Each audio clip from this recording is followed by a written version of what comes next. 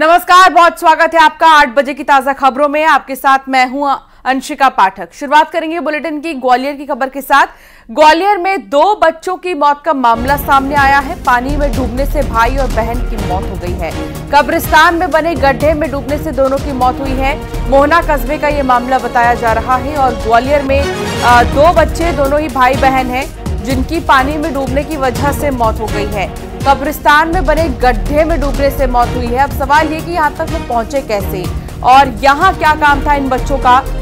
डूबने के बाद क्या कोई था आसपास, क्या गलती से बच्चे डूबे, ये ऐसे तमाम सवाल हैं जो खड़े हो रहे हैं। जांच के बाद ही बातें सामने आ पाएंगी, लेकिन फिलहाल परिवार में दुख, शोक की लहर।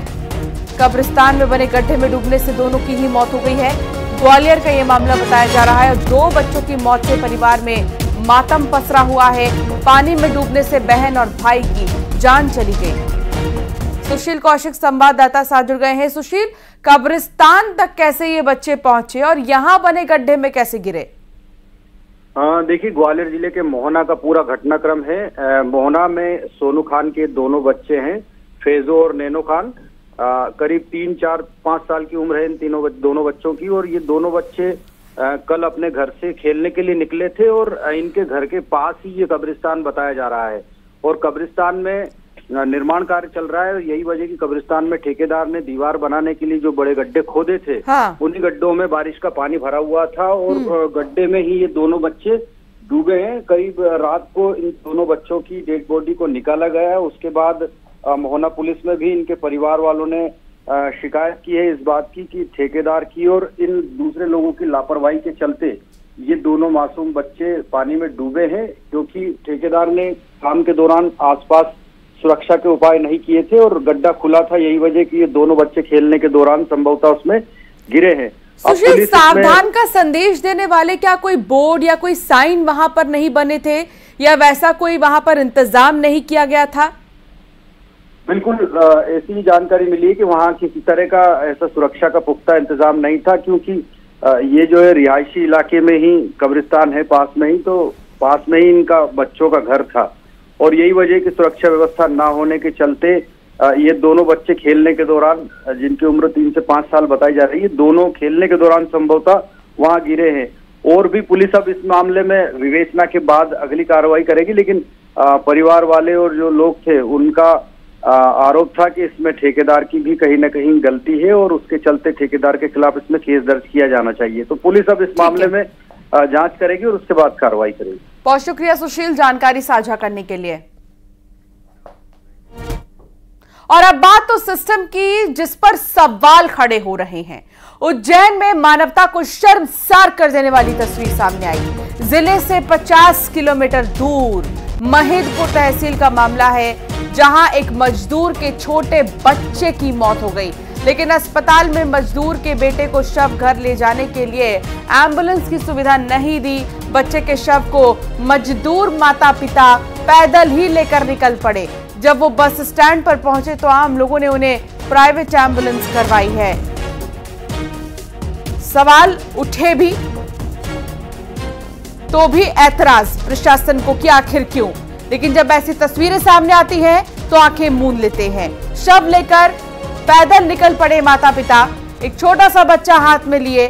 50 किलोमीटर दूर इनका गांव, लेकिन एम्बुलेंस की सुविधा ही नहीं। ऐसे में जवाबदेही कौन है, ये उससे भी बड़ा सवाल।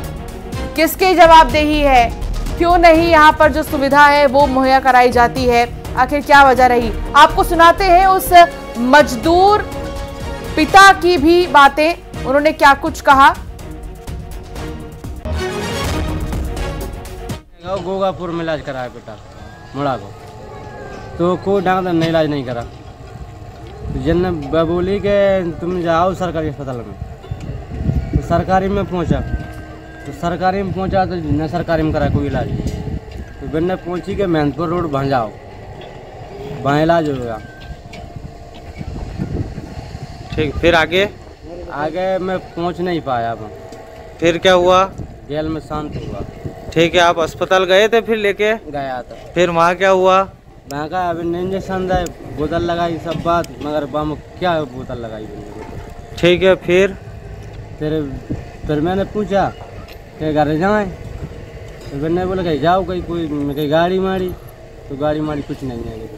आपने एम्बुलेंस की सुविधा मांगी थी? मांगी थी। फिर वहाँ से क्या बोला डॉक्टरों ने? कि ना आता कहीं। फिर क्या हुआ? फिर क्या हुआ, मैं पैदल लावा का धरकंधे पे। कहाँ तक? Bus stand known. फिर फिर आम जनता ने मेरी सेवा करी, बिन्ने दाव कराया, फिर आया बिन्ने। फिर अजय पटवा संवाददाता साथ जुड़ गए हैं। अजय, पहले तो सिस्टम ये कहता है कि सब कुछ ठीक है, लेकिन जब इस तरह की तस्वीर आती है सामने तो फिर किस पर सवाल उठाए जाए? यहां पर माता पिता बेबस लाचार एक बच्चे को गोद में लिए जिसकी मौत हो गई है, पहले से ही मानसिक रूप से वो डिप्रेशन में, और इतने किलोमीटर दूर पैदल चलकर जाना, आखिर कौन है जिम्मेदार?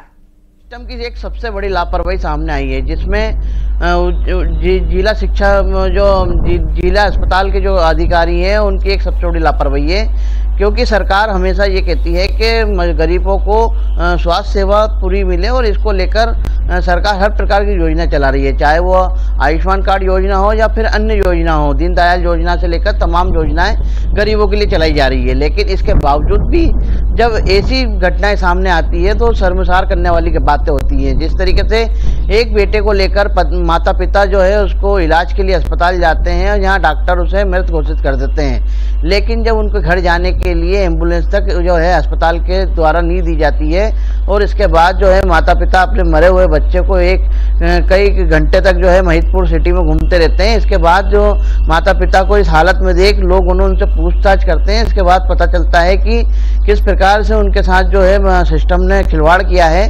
तो इसके बाद जो है जन सहयोग से एक एम्बुलेंस कर उनको घर पहुंचाया जाता है। लेकिन सवाल ये है कि सरकार के द्वारा हर प्रकार की योजना तो मिल रही है, लेकिन जो अधिकारी हैं जो मौके पर रहते हैं उनको जिस धरातल पे जो उतारना चाहिए सिस्टम की जो योजनाओं को, उसका पूरा लाभ जो है गरीबों को नहीं मिल पा रहा है, जिसके कारण ये इस प्रकार की जो तस्वीरें सामने आती है, और ये कहीं ना कहीं एक बड़ी दुखद घटना है, जिस प्रकार से जो एक माता पिता अपने मरे हुए बच्चे को लेकर कई घंटे तक सड़क पर घूमते रहे। जी, बहुत शुक्रिया अजय जानकारी साझा करने के लिए, और वाकई में ये चिंता की बात है।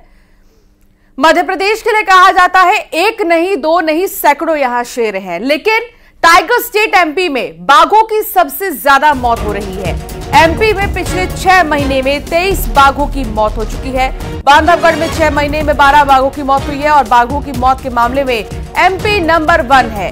साल 2012 से लेकर 22 के बीच 65 टाइगर की मौत हुई है, और एक चिंता का विषय है मध्य प्रदेश, जो कि एक टाइगर स्टेट के नाम से जाना जाता है, जिस पर कई गाने बन चुके हैं, लेकिन अब यही मध्य प्रदेश जो टाइगर्स के मामले में नंबर 1 था, चिंता का विषय यह है कि आखिर क्यों बाघों की मौत हो रही है। 10 सालों में लगभग 65 ऐसे बाघ हैं जिनकी मौत हो गई है, और अभी तक इसका सिलसिला जारी है। शैलेंद्र चौहान संवाददाता साथ जुड़ गए हैं। शैलेंद्र, ये आपने और मैंने हर किसी ने सुना होगा एक नहीं दो नहीं सैकड़ों यहाँ शेर है, और मध्य प्रदेश के लिए कहा जाता है, लेकिन आज ये स्थिति है कि 2012 से 2022 के बीच में 65 टाइगर्स की मौत हो गई है। जी देखिए, बिल्कुल मध्य प्रदेश अगर देखा जाए और पूरे भारत में टाइगर के मामले में नंबर 1 है, और यही यहाँ की सबसे बड़ी खूबी है। लेकिन चिंता की बात यह है कि टाइगर तो है, उनकी मौत के मामले में भी अब मध्य प्रदेश नंबर 1 होता जा रहा है। हाँ, सरकार हमेशा जवाब देती आई है कि किसी प्राकृतिक कारण से बाघों की मौत हो रही है और टाइगर अलग कारणों से मर रहे हैं, लेकिन फॉरेस्ट विभाग की, वन विभाग ने जो रिपोर्ट सौंपी है वो चिंता वाली है, हैरानी वाली है। यहाँ बताया गया है उस रिपोर्ट में कि सबसे बड़ी संख्या यहाँ पर प्राकृतिक मौतों के अलावा शिकारियों के कारण ली जाने वाली जान है। तो निश्चित ही यहाँ बताया गया है कि यहाँ पर शिकारियों का नेटवर्क तोड़ना होगा। मध्य प्रदेश में बड़ी संख्या में शिकार किया जा रहा है, ये हैरानी वाली बात है। और दुखद बात भी है कि टाइगर को बचाने के लिए मध्य प्रदेश में बड़े स्तर पर काम होना चाहिए। ये भी कहा गया कि मनी ट्रेल की जांच होना चाहिए, और बाकायदा इसके लिए केंद्रीय जांच एजेंसियों को पत्र लिखा गया है कि दूसरे राज्यों के शिकारी मध्य प्रदेश में सक्रिय है और वो कहीं ना कहीं टाइगर को मौत के मुख तक ले जा रहे हैं, उनका फंदा लगाकर उनका शिकार किया जाता है, और उसके रोकने के लिए उपाय भी बताए गए हैं। इसकी जांच हो, शिकारियों के नेटवर्क को तोड़ा जाए, ये सारी बातें इस रिपोर्ट में कही गई है। अगर संख्या की बात करें तो 6 महीने में पिछले 6 महीने में 23 बाघ मारे जा चुके हैं, जिसमें अकेला बांधवगढ़ टाइगर रिजर्व है जहां 12 बाघों की मौत हुई। वहीं पिछले 10 साल की बात की जाए, जो वर्ष 2012 से 2022 की जो रिपोर्ट आई थी, तो 65 बाघ मारे गए थे। अब 2 साल के अंतराल के बाद नई रिपोर्ट आई है और इस रिपोर्ट के बाद निश्चित ही वन विभाग हो और बाकी जो टाइगर रिजर्वेशन कमेटी है उसके सबके कान खड़े हो गए कि आखिर बाघों की मौत क्यों लगातार होती जा रही है और चिंता का सवाल है कि ये कैसे रोका जाए। इन सभी को लेकर निश्चित ही सरकार को बड़ी बैठक करना होगी, शिकारियों का नेटवर्क तोड़ना होगा और एक बड़ी प्लानिंग के तहत काम करना होगा ताकि दूसरे राज्यों से शिकारी आ रहे उन पर लगाम कसी जाए और उन पर कड़ी कार्रवाई हो ताकि आगे से कोई टाइगर फिर मौत के मुंह में शिकार की वजह से ना जाए। बिल्कुल आप ठीक कह रहे हैं शैलेंद्र, ऐसे कई पहलू हैं जिन पर ध्यान देने की जरूरत है और जिन पर एक चर्चा की ज्यादा जरूरत है। बहुत शुक्रिया शैलेंद्र जानकारी साझा करने के लिए। पौधारोपण कार्यक्रम में शामिल होंगे मुख्यमंत्री doctor Mohan Yadav. CM doctor Mohan Yadav पौधारोपण करेंगे। 23वीं और 25वीं वाहिनी में सीएम पेड़ लगाएंगे।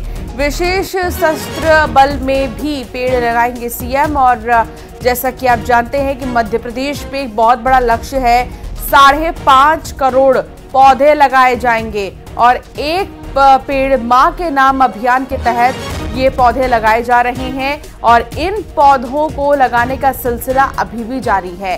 इसी सिलसिले में मुख्यमंत्री डॉक्टर मोहन यादव पौधारोपण कार्यक्रम में शामिल होंगे और वो पौधारोपण भी करेंगे। 23वीं और 25वीं वाहिनी में सीएम पेड़ लगाएंगे।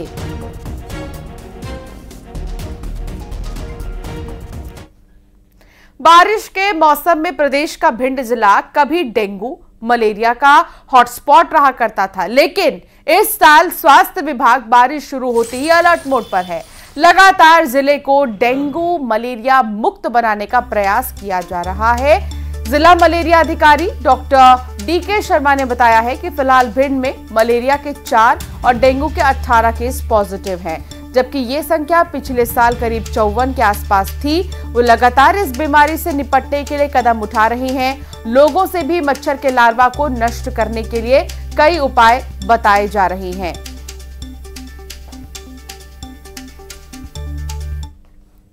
रायसेन से खबर है, जहां सरकार के आदेशों को गंभीरता से नहीं ले रहा है प्रशासन। ये तस्वीर जो आपको अब हम दिखाने वाले हैं उसे देखकर आप खुद समझ जाएंगे। सड़कों से गोवंश हटाने के लिए गंभीर प्रशासन नहीं हो रहा। न्यूज 18 ने पड़ताल की तो बहुत बड़ा खुलासा हुआ और खुलासा आपके सामने। जिले में सड़कों पर बैठा मिला है गोवंश और बरसात के मौसम में खासतौर पर सड़क हादसे हो सकते हैं, क्योंकि एक तो बारिश में ऐसे ही विजिबिलिटी की बड़ी परेशानी होती है और अचानक से इस तरीके से अगर गोवंश सड़कों पर पाए जाते हैं तो सड़क हादसों को दावत देने जैसी घटना। हादसों से गोवंश को भी खतरा है, राहगीर भी हादसे का शिकार हो सकते हैं। जिम्मेदार अफसर इस पर ध्यान ही नहीं दे रहे हैं। कि मोहन सरकार गोवंश को लेकर, जो सड़कों पर गोवंश बैठता है उसको लेकर कड़े कानून और एक अलग एक्शन मूड में दिखाई दे रही थी। आप देख सकते मेरी घड़ी में यहाँ पर किस तरीके से यहाँ पर रात का 1:20 हो चुका है और देख सकते किस तरीके से यहाँ पर जो सड़कों पर जो मवेशी हैं वो यहाँ पर बैठे हुए हैं। न्यूज 18 की टीम ने यहाँ पर जिला मुख्यालय रायसेन से लेकर यहाँ पर जिले के दूर दराज इलाकों की यहाँ पर पड़ताल की। लगभग 100 किलोमीटर की इस पड़ताल में शहर के कई जो नगर हैं वहाँ पर जो बड़ी संख्या में यहाँ पर गोवंश बैठा सड़कों पर मिला है। हालांकि मोहन सरकार ने यहाँ पर सख्त निर्देश आदेश जारी किए हैं कि सड़कों पर गोवंश ना बैठे। उसको लेकर अगर रायसेन की हम बात करें तो रायसेन के जो कलेक्टर हैं यहाँ पर अरविंद दुबे, उन्होंने भी इस रूप से यहाँ पर पशुपालन विभाग के साथ अधिकारियों के साथ बैठक की है। तमाम तरीके की यहाँ पर जो समिति हैं उनका यहाँ पर गठन किया गया है कि सड़कों पर जो मवेशी बैठता है वो कहीं ना कहीं 3 महीने जो है बरसात के समय में यहाँ पर मवेशी ना बैठे, उसको लेकर यहाँ पर। लेकिन जिस तरीके से न्यूज 18 की टीम ने यहाँ पर पड़ताल की है और सड़कों पर यहाँ पर बड़ी संख्या में यहाँ पर गोवंश बैठा हुआ मिला है, जो गौ माता है वो सड़क पर बैठी हुई मिली है। एक गाय यहाँ पर जो है कहीं ना कहीं वो यहाँ पर उसके जो पैर में कहीं चोट लगी है, जिसके चलते यहाँ पर उसके दर्द आप समझ सकते हैं गाय का क्या हाल है। इस चोट का निशान स्पष्ट रूप से यहाँ पर उसके देखो पैर में चोट, पैर जो है किस तरीके से वो यहाँ पर अपनी यहाँ पर चाल चल रही है। यहाँ पर कि सरकार तो एक्शन मूड में देखी जा रही है, लेकिन जिला प्रशासन के अधिकारी तमाम बैठक कर रहे हैं गौ माता को लेकर जो सड़क पर बैठ रही है, लेकिन उसका यहाँ पर कहीं ना कहीं जो नतीजा है असर वो दिखाई नहीं दे रहा है। तो कहीं ना कहीं अब इस मामले में देखते हैं कि जिला प्रशासन क्या कार्रवाई और क्या एक्शन लेता है। न्यूज 18 की इस रिपोर्ट देखने के बाद दिनेश यादव, न्यूज 18 रायसेन। तो दिनेश यादव की रिपोर्ट आप देख रहे थे। दिनेश यादव हमारे साथ जुड़ गए हैं। दिनेश, आप जब रात के 1 बजे के बाद पहुंचे तो तमाम ऐसे गोवंश है जो सड़कों पर नजर आ रहे थे, जो कि सीधे तौर पर हादसों को दावत दे रहे हैं और उनके खुद के लिए भी किसी खतरे से कम नहीं है। क्या अब इस पूरे मामले पर कोई एक्शन या फिर कोई कार्रवाई या प्रशासन की आंखें क्या खुली हैं? बिल्कुल अंशिका, मैं आपको बता दूं, मध्य प्रदेश में कई जिलों में गोवंश का एक बड़ा मुद्दा है, क्योंकि हर वर्ष बारिश के समय में यहाँ पर बड़ी संख्या में नेशनल हाईवे हो, स्टेट हाईवे या अन्य सड़क हो, गोवंश यहाँ पर बैठा होता है। न्यूज 18 की टीम ने यहाँ पर रात 10 बजे से लेकर कम से कम 2 बजे तक यहाँ पर पड़ताल की और लगभग 100 किलोमीटर की इस दूरी हमने तय करते हुए यहाँ पर देखा है कि कई नगर पंचायत क्षेत्र हैं, स्टेट हाईवे हो, वहाँ पर गोवंश बड़ी संख्या में बैठा हुआ है। हालांकि मोहन सरकार ने हाल ही में एक सख्त यहाँ पर निर्देश अधिकारियों को दिए, आदेश जारी किए कि गोवंश बैठा ना हो। एक रायसेन कलेक्टर का जो विभाग आदेश जो मेरे पास देख सकते किस तरीके से टीवी स्क्रीन पर दर्शक कि इसको जिला प्रशासन ने एक आदेश जारी किया था पशुपालन विभाग के साथ यहाँ पर बैठक कर चर्चा करके गो पेट्रोलिंग अभियान के तहत यहाँ पर एक अभियान चलाया जा रहा है। जिले ये आदेश कैमरामैन को बोलिए दिनेश की जूम करके दिखाए, क्योंकि ये आदेश अभी दिख नहीं रहा है। इसे ठीक से दिखाइए जो आदेश आप दिखाना चाह रहे हैं। जिस तरीके से सैकड़ों गोवंश सड़कों पर नजर आ रहे हैं, ठीक है, हाँ बिल्कुल, और हमारे दर्शक देख भी पा रहे हैं ये आदेश, बावजूद इसके कोई एक्शन सड़कों पर नजर नहीं आ रहा। जिस तरीके से यहाँ पर आदेश तो जारी किए गए हैं, बोलिए। आदेश तो यहाँ पर जारी किया गया है, गो पेट्रोलिंग अभियान को लेकर तमाम तरीके के यहाँ पर अधिकारियों को शामिल किया गया है कि कोई भी गोवंश जो है यहाँ पर सड़कों पर बैठता है वो सड़कों पर ना बैठे, नहीं तो उसके खिलाफ गोवंश को लेकर यहाँ पर कार्रवाई की जाएगी। लेकिन यहाँ पर ना तो कोई कार्रवाई देखने को मिल रही है, और ये बात ये भी कही गई है आदेश में कि जो गौ माता जो गोवंश सड़कों पर बैठा हुआ उनको संबंधित गौशाला में यहाँ पर पहुंचाया जाए। लेकिन इस आदेश की कहीं ना कहीं अवहेलना यहाँ पर देखने को मिल रही है, चाहे सीएम के आदेश की हम बात करें, चाहे जिला कलेक्टर के आदेश की अवहेलना यहाँ पर देखने को मिल रही है। एनसी का सवाल यही उठता है कि कोई भी यहाँ पर आदेश जारी कर देता है, निर्देश जारी कर देता है, लेकिन जब तक उन निर्देश आदेशों का यहाँ पर पालन नहीं होगा तब तक यहाँ पर कुछ भी सुधरने वाला, यहाँ व्यवस्था सुधार होने वाला नहीं है। न्यूज 18 ने ये पड़ताल कर दिखाया कि किस तरीके से जब हम रात में 2 बजे बनाए रखिएगा, कोई भी अपडेट होगा हम फौरन आपके पास आएंगे। बहुत शुक्रिया फिलहाल दिनेश जानकारी साझा करने के लिए। बारिश के मौसम में रायसेन का पर्यटक स्थल महादेव पानी पर्यटकों से गुलजार है, और ऐसे में यहां हर रोज प्रदेश के अलग अलग शहरों से लोग पहुंचते हैं और प्रकृति का आनंद लेते हैं। लेकिन पिछले साल एक युवक पानी में बह गया था, जिसके बाद से वन विभाग अलर्ट मोड पर है। इस साल रायसेन में भारी बारिश के बाद पर्यटक स्थल महादेव पानी पर आवाजाही बंद कर दी गई है। भोपाल मुख्य मार्ग पर ही पर्यटकों को आगे नहीं जाने दिया जा रहा, और महादेव पानी और धोबी घाट पर भी वन विभाग के कर्मचारियों की तैनाती है। अचानक से कब जलस्तर बढ़ जाए ये कहा नहीं जा सकता है, और बीते कुछ दिनों में मध्य प्रदेश के आधे से ज्यादा हिस्सों में जबरदस्त बारिश हुई है। बारिश की वजह से नदियां उफान पर हैं, और कब यहां का जो जलस्तर है वो बढ़ जाए ये कहा नहीं जा सकता। इसलिए एहतियातन सावधानी के तौर पर कर्मचारियों को तैनात किया गया है। मैं इस वक्त मौजूद हूँ रायसेन जिले के फेमस पिकनिक स्पॉट महादेव पानी के धोबी घाट में। आप देख सकते हैं किस तरीके से पिछले साल एक घटनाक्रम यहाँ पर हुआ था कि एक जो बच्चा है वो यहाँ पर महादेव पानी के धोबी घाट से यहाँ पर बह गया था। उसके बाद कहीं ना कहीं अब जो है फॉरेस्ट विभाग की जो टीम है इस बारिश के दौरान यहाँ पर सक्रिय दिखाई दे रही है। यहाँ पर फॉरेस्ट विभाग के अधिकारी कर्मचारी मौजूद, इनसे बात करते हैं। KN शर्मा जी मौजूद हैं। जिस तरह की बात की जाए यहाँ पर पिछले साल घटनाक्रम जो हुआ था महादेव पानी धोबी घाट पर, अब इस साल जो है क्या व्यवस्थाएं, क्या सुरक्षा व्यवस्थाएं?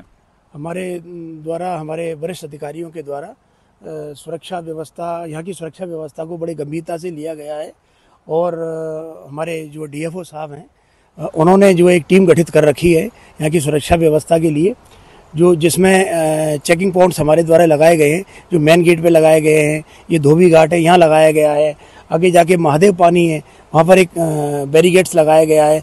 तो यहाँ पर जो सैलानी लोग जो आते हैं बाहर के, भोपाल के और दूर दूर के, उनको मतलब जाने से रोका गया है। अच्छा, जिस हिसाब से यहाँ पर कल बताया जा रहा है बहुत तेज बारिश थी, यहाँ पर ये पानी है पूरा ऊपर से निकल रहा था। हाँ, परसों जो है यहाँ पर बहुत तेज बारिश हुई थी और बहुत भयावह मंजर था। अगर ये परसों जनता का आना जाना अगर रहा होता तो बहुत बड़ी दुर्घटना घट सकती थी। जिला प्रशासन और हमारे इंदौर में गुंडों का आतंक ऐसा कि हिंदू परिवार पलायन को मजबूर हो गया है। अवैध मकानों में रह रहे बदमाशों ने इस कदर आतंक मचा दिया है कि लोग प्रशासन से मदद की गुहार लगा रहे हैं। गुंडों का आतंक पलायन को मजबूर।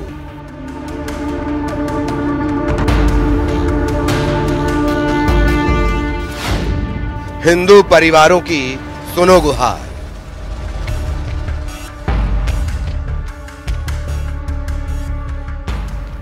हाथों में बैनर और पोस्टर लेकर ये लोग मदद की गुहार लगा रहे हैं। तस्वीरें इंदौर की हैं। प्रदर्शन कर रही महिलाएं हिंदू परिवार की हैं। ये सभी लोग आजाद नगर थाना इलाके के स्कीम नंबर 94 में रहते हैं, लेकिन इनका वहां रहना बदमाशों ने मुश्किल कर दिया है। गुंडों का आतंक इतना है कि बहन बेटियों का घर से निकलना मुश्किल हो गया है। यही नहीं, ये लोग बदमाशों की वजह से पलायन को मजबूर हो गए हैं। अवैध कॉलोनी फिरदौस नगर के लोग मुस्लिम गुंडों ने हम लोगों को इतना परेशान कर दिया, हमसे गुंडागिर्दी करते हैं और हम लोगों को मतलब हमको पलायन करना हमारा मुश्किल कर दिया है। अगर इनके खिलाफ कार्रवाई नहीं हुई तो हम लोग सारे पलायन कर देंगे आइडिया मल्टी से। ये भैया ये आए दिन है ना, यहाँ पर नशाखोरी करते हैं, हमारे घर के बाहर खड़े रह के हमारी टंकियों में चाकू मारते हैं। उसके बाद में हमारे पानी की टंकी के अंदर हड्डे बड़े बड़े हड्डे डाल के मिला के चले जा रहे हैं। वहाँ पर हमारा जीना आराम का महिला निकलते उनके साथ में अभद्रता करते हैं। पार्षद तो उनके संरक्षण के अंदर ही सारा कर रहे हैं, उसके संरक्षण में शेख अलीम और उन्हीं के मनसा का पार्षद से। इन लोगों ने जिला प्रशासन से मदद की गुहार लगाई और अवैध मकानों में चल रहे बदमाशों के मकान पर बुलडोजर चलाने की मांग की है। एडीएम ने जांच की बात कही है, साथ ही कड़ी कार्रवाई का भरोसा दिलाया है। उनका कहना है कि वहाँ उसके पीछे अतिक्रमण करके कुछ अन्य समुदाय के लोग हैं जो वहाँ पर आए दिन न्यूसेंस करते हैं और इस मल्टी के रहवासियों को आने जाने में, रहने में कई तरह की समस्याएं क्रिएट करते हैं, तो उसको लेकर उनके द्वारा ज्ञापन दिया गया है। इंदौर देश में स्वच्छता के लिए जाना जाता है। ऐसे में हिंदू परिवारों का गुंडों की वजह से पलायन कानून व्यवस्था पर सवाल खड़े करता है। हालांकि प्रशासन ने कार्रवाई का भरोसा दिया है। ऐसे में उम्मीद है कि जल्द प्रशासन पीड़ित लोगों की मदद करेगा और कानूनी कार्रवाई होगी। मिथिलेश गुप्ता, न्यूज़ 18 इंदौर। और अब एक नजर टॉप 20 खबरों की ओर। नीट यूजी 2024 में धांधली